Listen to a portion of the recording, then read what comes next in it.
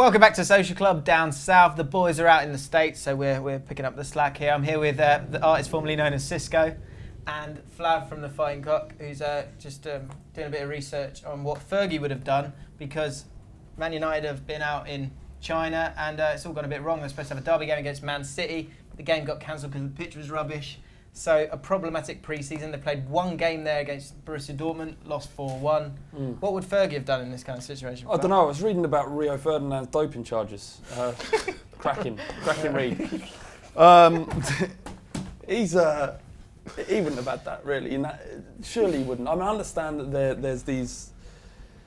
The football Premier League is a global game, it's a global market, and ultimately pre-season, they found a way to monetize pre-season football. That's what's happened. And Daniel Levy at Tottenham has become a king of it, because we've been doing these pre-season tours for what feels like the last decade. Well, and the Spurs lot are doing more than anyone. 22,000 miles they're going to be covering over pre-season. Premier League teams as a total 172,413 miles, which is ridiculous.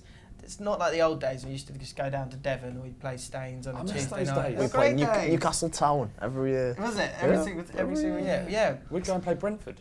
But like you say, there's a lot of corporate needs that these massive clubs need to, like China, Malaysia, Indonesia, United States are untapped areas. We've had a partnership formed with Orlando City. That's where we're going now. That was just done towards the end of last season. Now they've become some sort of partner club, and the squad are all going out to Orlando. Next weekend we're back, and then we're into Europe. We're going to Hamburg, or I'm going to in Germany. So is this a great thing that you're getting the Premier League out there, and there's a lot of fans that enjoy watching their teams and don't get to see them all year round, and this is the moment to do it? I'm sure there is. Or a team's missing out on actual decent preparation for what is a big season. Is it a good thing? No. Are they missing out? Yes.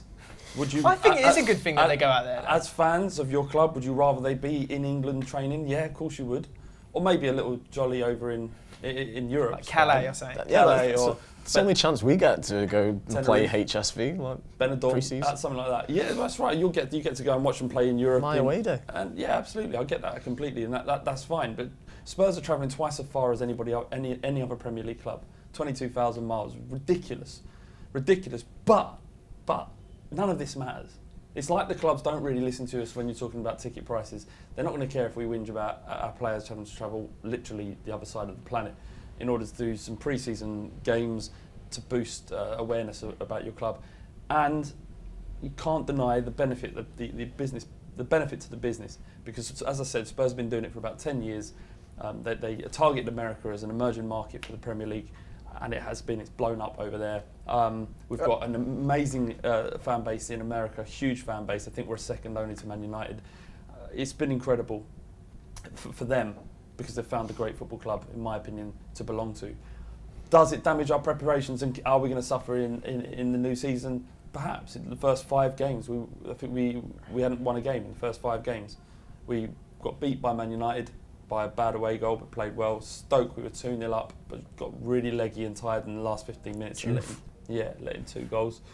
So there is going to be an impact, and we have to pay for it, but we're getting paid for it.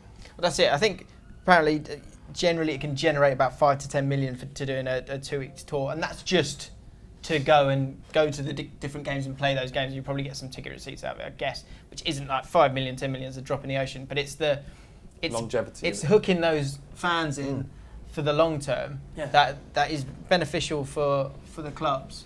But I also think, if you think of it from the other side of it, surely it's a nice thing that there's no way that a fan from China, we've got a friend who's from Goa, who's a massive Arsenal fan. It's an opportunity for those guys to see their heroes. So they're not going to be able to do that during the season. So isn't that better than doing it during like a winter break or something like that? Yeah, I know, but how not? It's like, yeah, it's really nice. But do you know what else is really nice? Us winning games and having proper preparation. But if everyone's doing it, then it's not too big a deal, is it? Yeah. Have you seen an effect in Stoke's performances at the start of the season? No. We always have an awful start anyway. We lost the first 6 games last year. We only went to Singapore for a week or so, and that was about it. Forget about it affecting team performances, right? What does it actually do to the local game in these countries? you know, if you're thinking about the impact and football being a game that brings people together, this is actually creating cracks in domestic games. Spurs played, I can't remember exactly, it might have been South Korea, it was somewhere in the east, where local fans boycotted because it was during their club season. Right. So there's this juggernaut of a brand steamrolling its way in the typical colonial fashion of England, going over and just saying, we're here now, come and fucking watch us play. Bathing up. Suck on the teat. Suck on the teat, yeah, suck the devil's cock. Essentially, Someone's got to go one step further. Well, Bill Hicks, you know, whatever.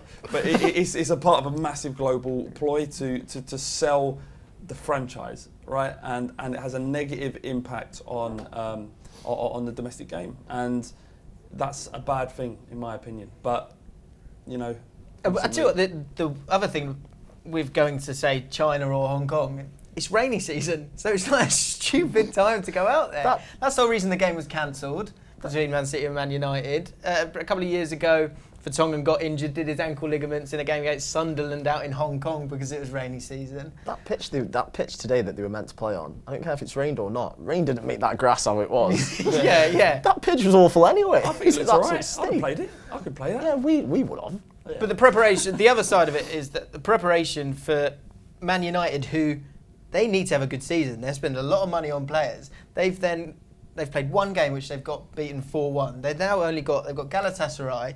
Then they've got Wayne Rooney's testimonial, which is not going to be that intense. Then they've got Leicester City in the Community Shield. So they're going to struggle there unless they do a game behind closed doors. But it makes you wonder how much preparation do these players really need then? Not a great deal, I'd imagine. They're fit all year round. It's not like they turn up for training overweight. They can't. You know, the game's different now. It's all season round. I don't think always have to be in shape. Just back on that Man United thing, how much of that do you think Mourinho's actually? He maybe looked at it and thought maybe that's playable. Kind of slightly worried about injuries, but he's come out and said this is an opportunity, right? Because he's that Machiavellian. He would have gone, I'm going to get this game called off before Pep can. And then he comes out and he shows, I'm the one who got it. We'll play you when I decide, that type of thing. And he's getting in Pep's head. Do you think it's the first step of that? Absolutely. I'm not saying that the game wouldn't have got called off, but I'm pretty sure by him coming out was a kind of a helpful. He probably saw the pitch before they flew out there. Because that's going to be fascinating next season. Off the pitch, the way Mourinho manages the multiple mind games, the wars that he's going to have to fight off the pitch is going to be fascinating. And I think that was the first little battle won by Mourinho. Well, that's what Flav thinks. Let us know what you think. Do you think this was Mourinho calling this game off? I mean, you have seen the pitch. It's pretty naughty. But is this Mourinho doing his little Machiavellian tactics? Let us know in the comments below. Are you a fan from across the globe who would love to see their team go over to you guys and play a game of football? Or are you a fan in England who thinks that they missed the old days and wish that they were still having a pre-season on their own country? Or are you a fan abroad that wishes the England teams never came to your country? Yeah. Do you want us to stay away? Yeah. Let us know in the comments below. If you enjoyed the video, give it a like and check out all the other Social Club videos this week.